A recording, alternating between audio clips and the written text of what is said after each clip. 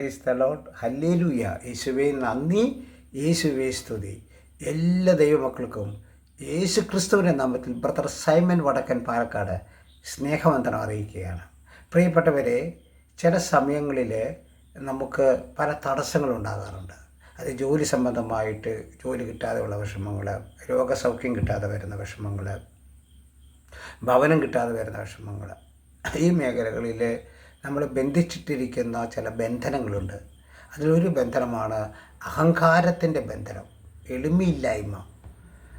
ദൈവമേ, ഈ എളിമയില്ലായ്മ അതിൻ്റെ ഓപ്പോസിറ്റാണ് അഹങ്കാരം.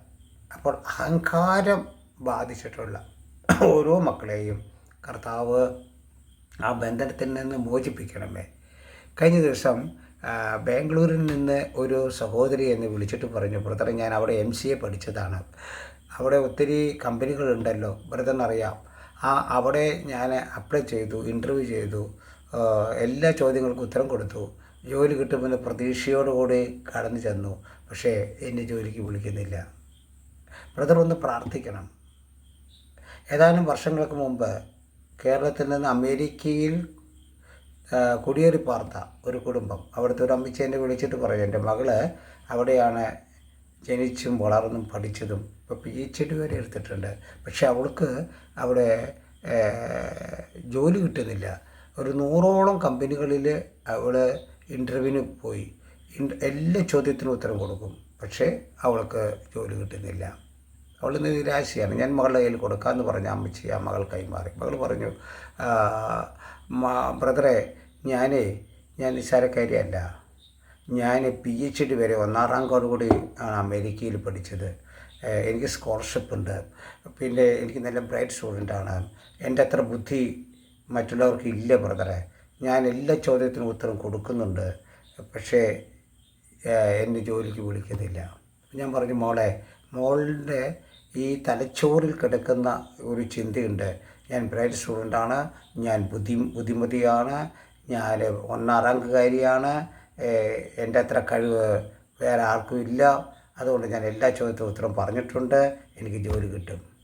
ഇത് താഴേക്ക് ഇറങ്ങി വരണം. ഈ അഹങ്കാരം ഉപേക്ഷിക്കപ്പെടണം. എന്നിട്ട് എളിമപ്പെടണം.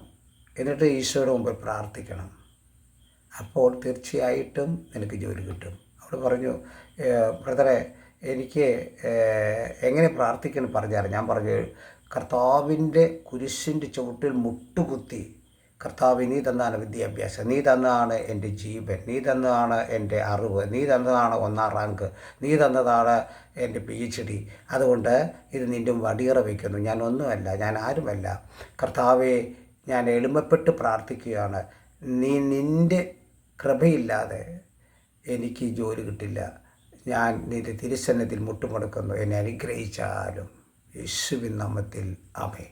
അവൾ അങ്ങനെ പ്രാർത്ഥിച്ചു. 1 മാസത്തോളം പ്രാർത്ഥിച്ചു കഴിഞ്ഞപ്പോൾ അവൾക്ക് ജോലി കിട്ടി, ഏറ്റവും നല്ലൊരു ജോലി കിട്ടി. പ്രിയപ്പെട്ടവരെ, അഹങ്കാരികളെ കർത്താവ് ചിതറിക്കും, അഹങ്കാരികളെ താഴെ ഇറക്കും, അഹങ്കാരികളെ എളിമപ്പെടുത്താനുള്ള കൃപ കൊടുക്കും. അപ്പോൾ നിൻ്റെ ജീവിതത്തിൻ്റെ തടസ്സത്തിൻ്റെ പ്രധാന ഒരു കാരണം അഹങ്കാരമാണ്. അത് നീ തിരിച്ചറിഞ്ഞ് നീ എളിമപ്പെടുന്ന പക്ഷം നിൻ്റെ ജീവിതത്തിൽ പിന്നെ വിജയമുണ്ടാകും. Praise the Lord. ഹല്ലേലൂയ. യേശുവേ നന്ദി, യേശുവേ സ്തുതി, യേശുവേ നന്ദി.